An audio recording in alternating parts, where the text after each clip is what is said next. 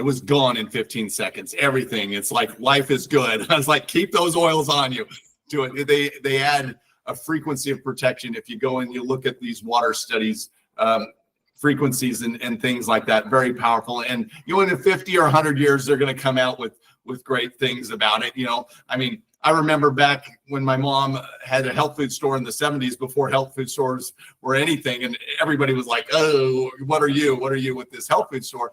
And she's talking to people about auras, and they were all going, poo, poo, poo, that's not true. I'm on the phone. My little boy here. So my mom was doing the health food store back in the 70s there, in the early 70s, and was talking about auras, and people are like, oh no, there's no such thing. And what happens, 30, 40 years later, scientist says, oh, there is such thing as auras. We do understand that. And that's where we're at now with the energy medicine. 50, 100 years from now, they're going to say, oh my gosh. But literally, for depression, overcoming anxiety, other things, just smelling those oils, very powerful. I had one woman, she grabbed an oil, teaching a class, grabbed an oil. It was pine oil.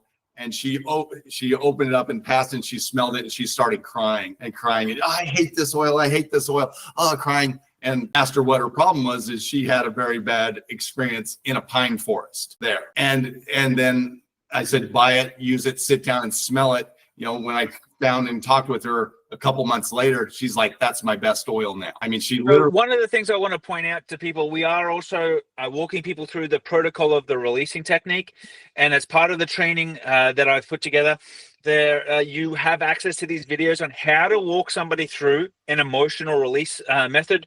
One of the methods I actually use, so I actually teach people 2 protocols, be it either the release technique or a guided meditation. So I'm literally teaching people how to do a guided meditation for somebody to walk themselves through a protocol so they can then do this themselves. So it's not always making it dependent on you being the facilitator, but it gives you tools on how to facilitate. So exactly what Man Found Standing is talking about now is one of these protocols where you would apply it. And one of the things I want to point out is if you are doing this as a workshop, you've got a whole bunch of people in a room, bear in mind everybody's reactions to the oil can be and should be different.